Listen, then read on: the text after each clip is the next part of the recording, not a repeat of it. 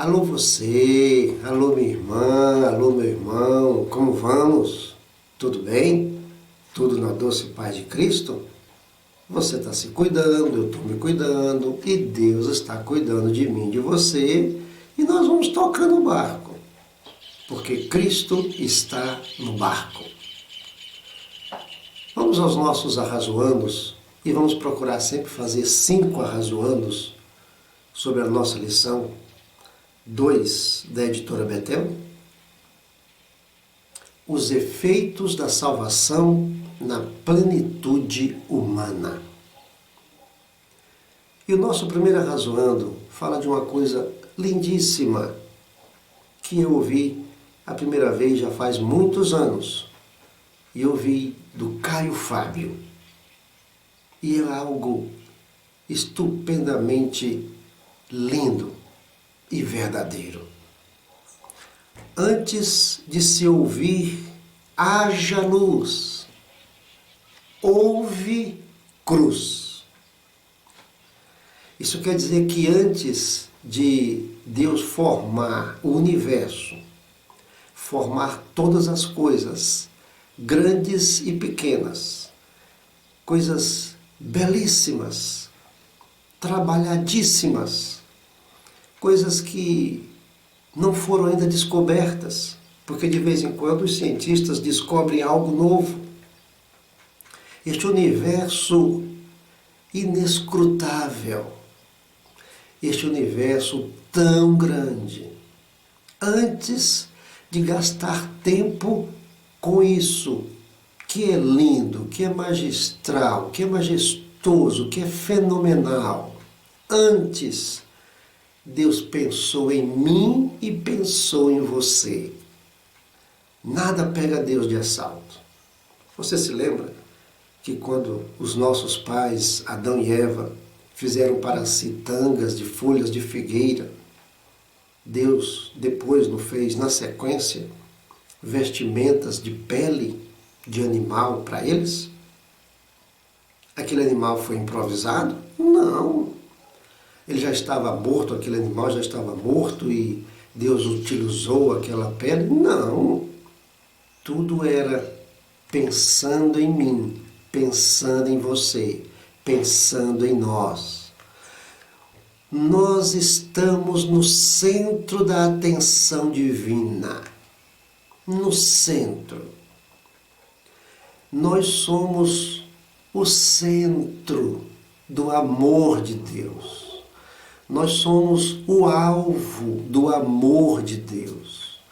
O ser humano é o que mais Deus deseja restaurar, salvar. A salvação, na Bíblia, tem vários sentidos. Pode salvar de uma doença, salvar de um problema, salvar de um perigo. Eu posso te salvar de alguma situação, de um acidente, te salvar de um problema, resolver o problema para você. Então, salvação tem vários aspectos na Bíblia.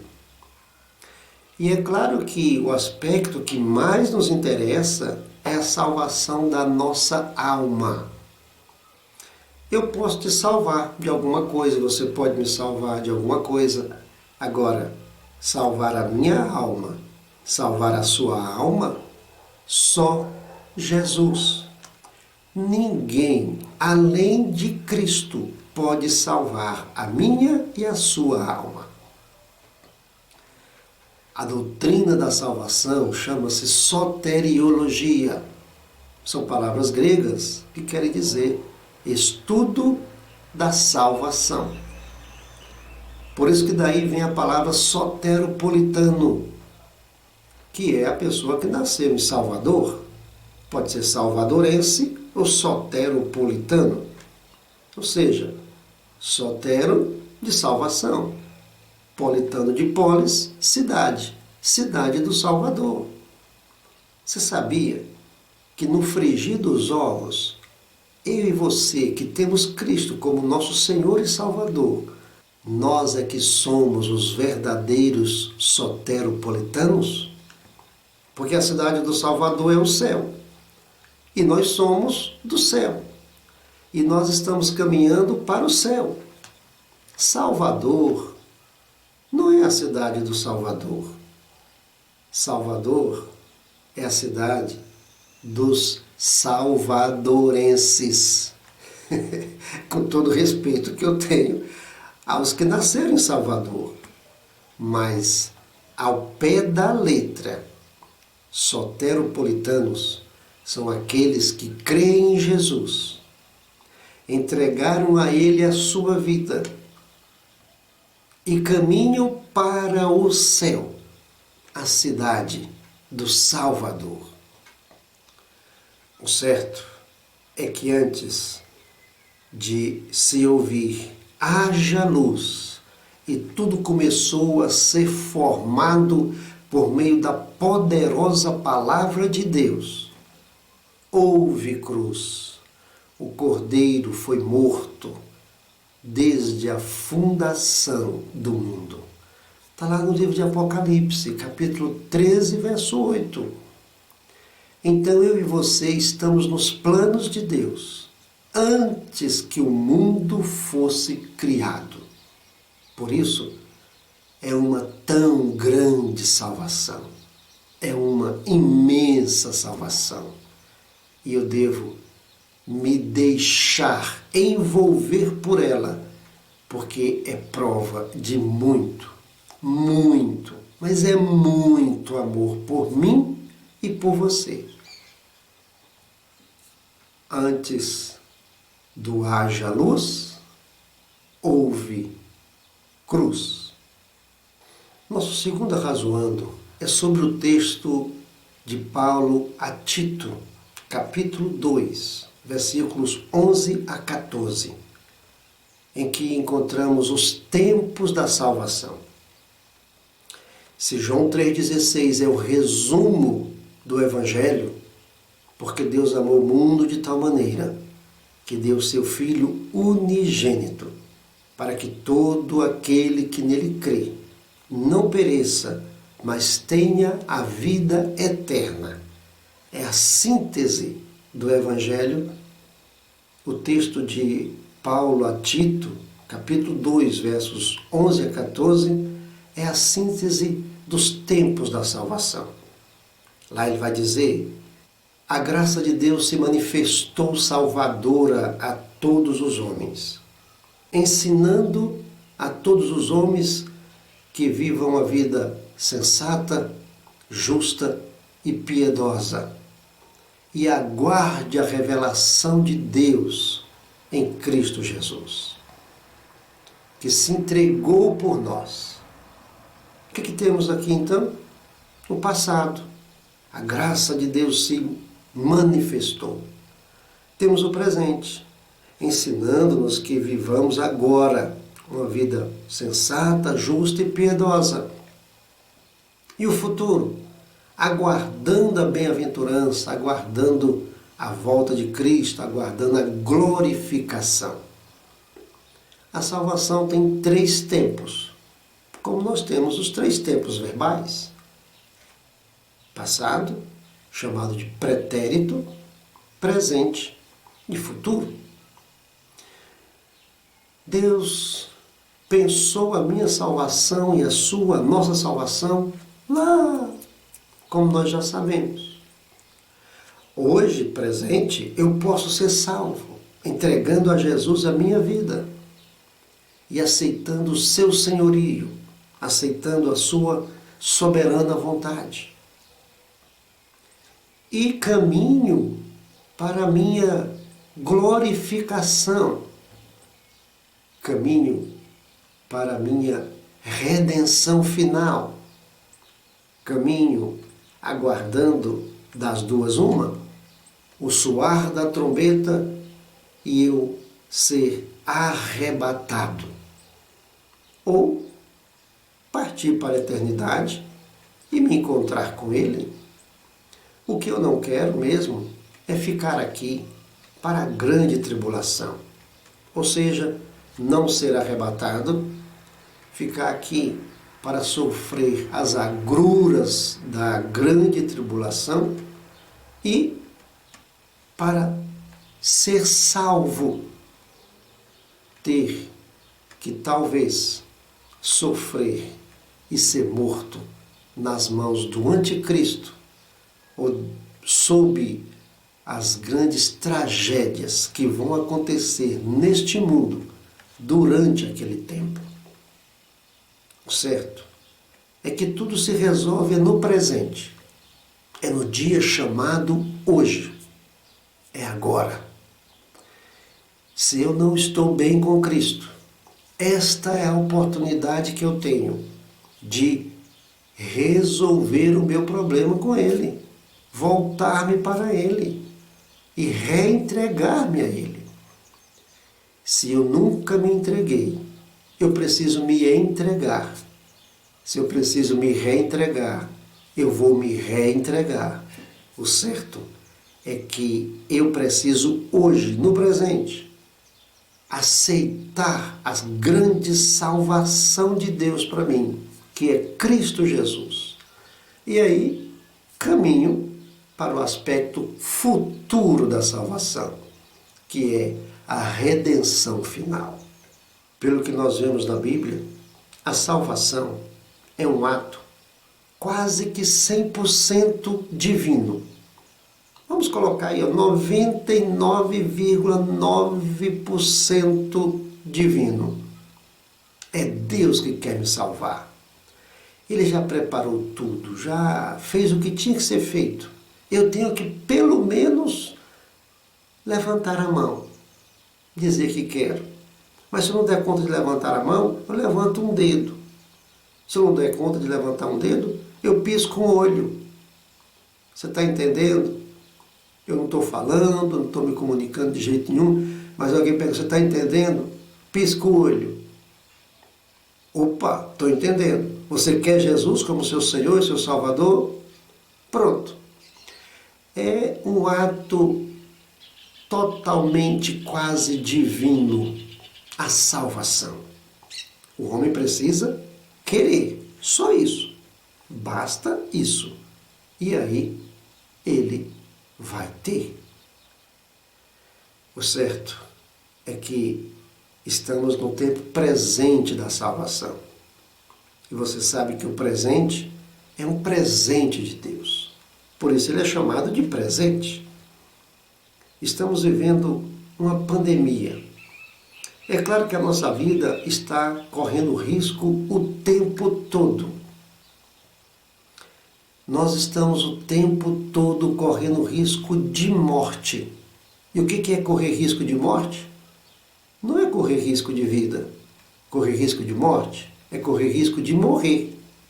Eu não corro risco de vida, eu corro risco de morte. E você sabe que é enquanto vivemos que nós decidimos qual será o nosso futuro. Porque a salvação, a soteriologia, várias religiões têm a sua soteriologia, o seu estudo. Umas dizem que a pessoa vai reencarnar, repaginar, reencadernar e vai encontrar a salvação. Outras vão dizer que há um lugar chamado purgatório e lá ele vai purgar os seus pecados e depois vai ser salvo. Outros vão dizer que é por meio de uma alimentação saudável que a pessoa se salva, salva primeiro o corpo, depois salva a alma, depois salva o espírito e vai por aí afora. Pela Bíblia, a salvação é só por meio de Cristo Jesus, no ato voluntário, volitivo, de desejo, de decisão do homem. Porque a salvação já está toda pronta. É só aceitar hoje para garantir o nosso amanhã na cidade do Salvador. Porque nós somos soteropolitanos. Nosso terceiro arrazoando é sobre uma questão teológica muito profunda e que vamos aqui procurar sintetizar, porque não temos tempo, porque não temos esse conhecimento todo também. Eleição para a salvação. Eleição incondicional ou eleição condicional. A eleição incondicional é a defendida pelo teólogo francês João Calvino, também chamada de predestinação. Ou seja, a salvação é uma graça tão arrebatadora, tão salvadora, e a salvação é tão grande que alguns homens não têm como fugir dela. Ou seja, a despeito do seu livre-arbítrio, vão ser salvos. É aquela teologia que fala, uma vez salvo, salvo para sempre. Ou seja, a pessoa não pode perder a salvação. Ela vai ser salva. Deus quer salvá-la. Jesus morreu por ela. A salvação é imensa, grandiosa, genial, fabulosa. E ela vai envolver a pessoa, ainda que a pessoa não use o seu livre-arbítrio. Ou como se a pessoa fosse obrigada a usar o livre-arbítrio para querer a salvação. É uma coisa meio complexa, porque se eu tenho livre-arbítrio, eu não sou obrigado a nada. Mas é este problema aqui. A predestinação prega em síntese isso. A pessoa vai ser salva, porque ela está predestinada para a salvação. E outras não vão ser salvas, porque estão predestinadas para não serem salvas. E aqui é outro problema. E aí, cadê o livre-arbítrio? Porque se eu, quando nasci, recebi um selo ou um carimbo na testa, vai ser salvo. Beleza, não interessa o que eu fizer, eu vou ser salvo. Antes de eu morrer, eu vou me encontrar com Cristo. Agora o outro, quando nasceu, não vai ser salvo. Não interessa. Pode pedir, pode correr atrás de Cristo, pode pedir misericórdia, não vai ser salvo. Complicado isso, não é? Bom, mas como eu disse, é uma questão muito complexa. E nós não vamos resolvê-la. Vamos pensar sobre isso. Nós cremos, pela Bíblia, na teologia de Armínio, que é a salvação condicional, ou a eleição para a salvação condicional. Ou seja, primeiro, eu tenho que querer. Cristo morreu antes da fundação do mundo, desde a fundação do mundo, mas eu preciso crer nele como meu Senhor e meu Salvador. E preciso manifestar isto.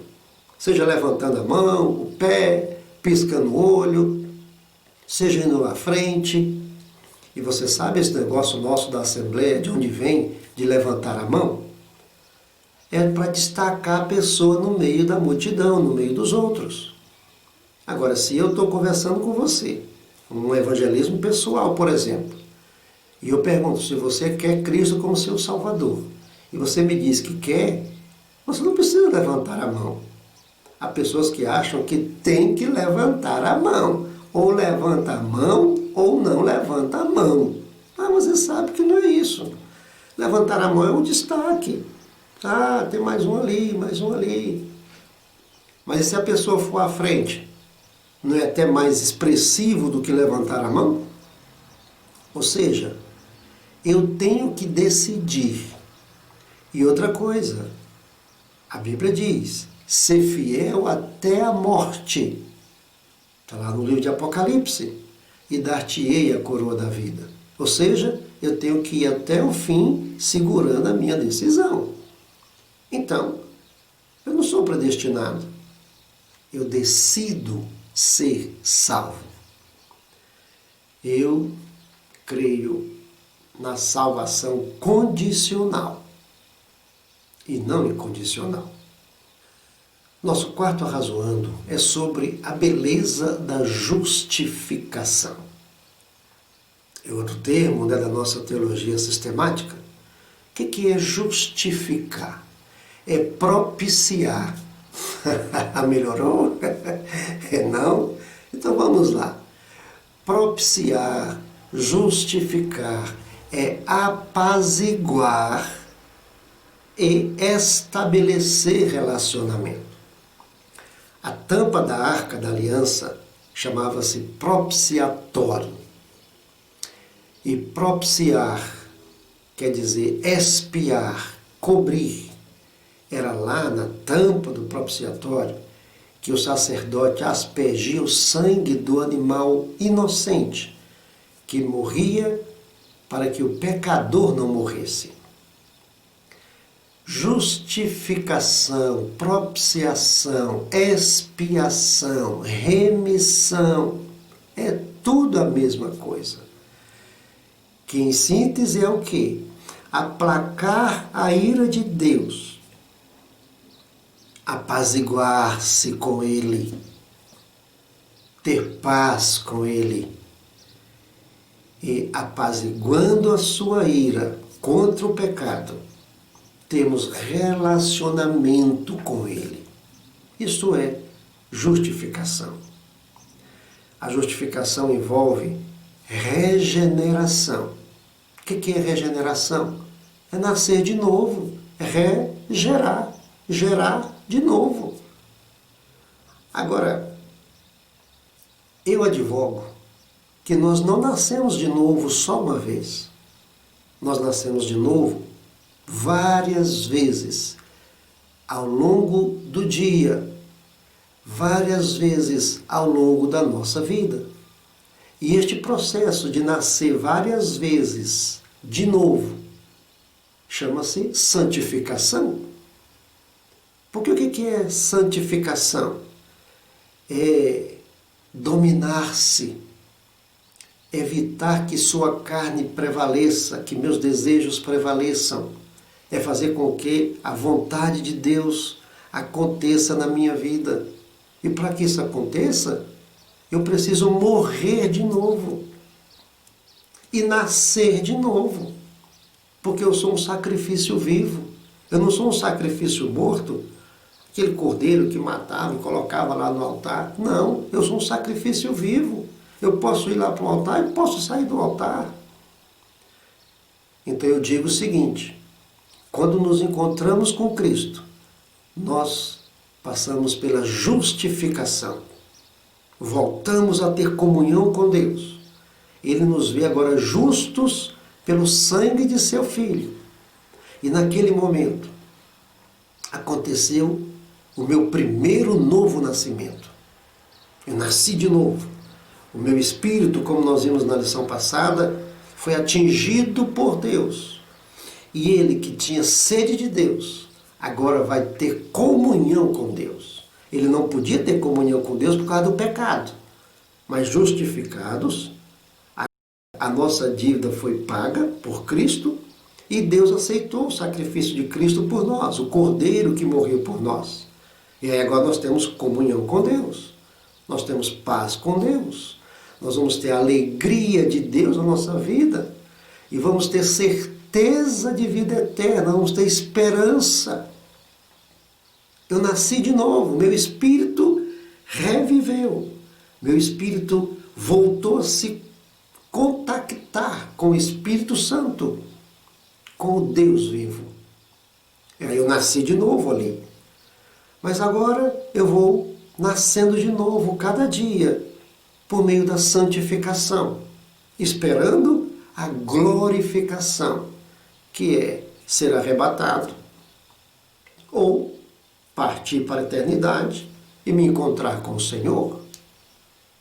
Mas tudo começa com a justificação, ou seja, tudo começa com Cristo. Nada sem Ele. E isso lá desde o princípio. Porque João diz que nada do que foi feito sem Ele. Ele é a pedra angular. Ele é a base de tudo. Ele é a razão de tudo. Sem Ele não há salvação.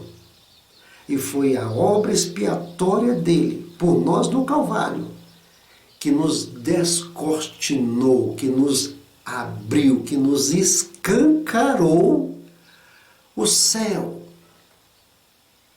a presença de Deus, a glória de Deus, as riquezas de Deus. e nos abriu a dispensa de Deus. Cristo, sem Ele, nada. Com Ele, tudo. Nosso quinto arrazoando é sobre a expressão lindíssima: Deus é santo.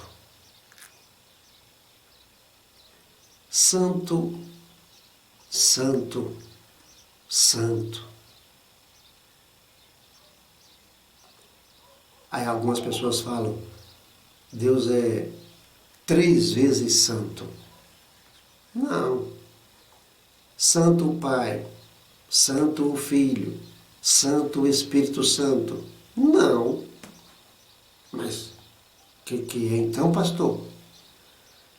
Lá no livro de Isaías, capítulo 6, quando os serafins ficam lá falando o tempo todo, santo, santo, santo, santo, santo é o Senhor dos Exércitos. Lá não quer dizer que Deus é 3 vezes santo, não. Porque 3 vezes santo, eventualmente eu posso ser. E no futuro eu serei, se eu permanecer fiel. Porque aqui na terra, quando eu sou um instrumento de Deus, eu sou santo. O meu corpo é santo, a minha alma é santa e o meu espírito também é santo. Então eu sou 3 vezes santo, então eu sou igual a Deus. Que isso? Misericórdia!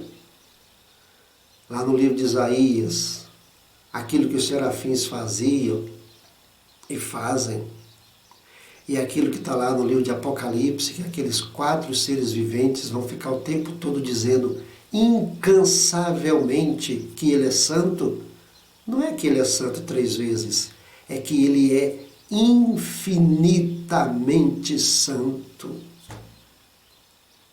Inconcebivelmente santo. Maravilhosamente santo. Eternamente santo. Incomparavelmente santo. Superlativamente santo. E é este Deus Santíssimo que se importa comigo, que se importa contigo. Agora, lá no livro de Isaías também, nós temos que este ser tão preocupa-se com seres tão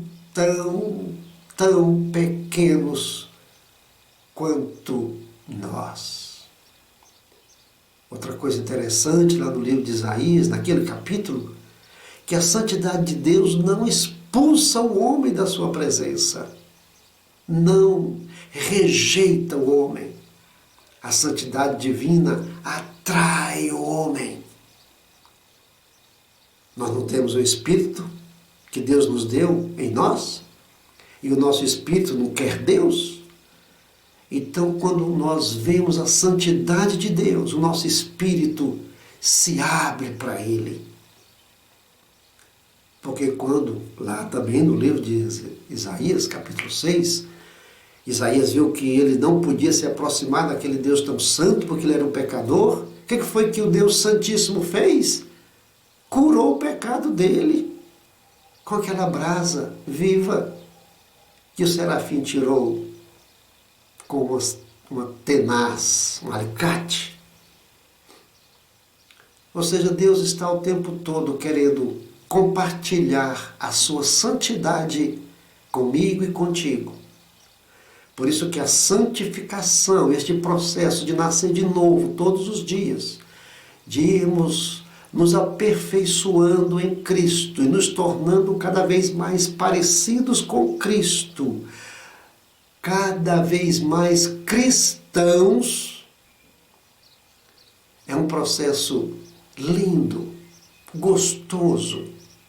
Não é sofrimento, não é cadeia, não é opressão.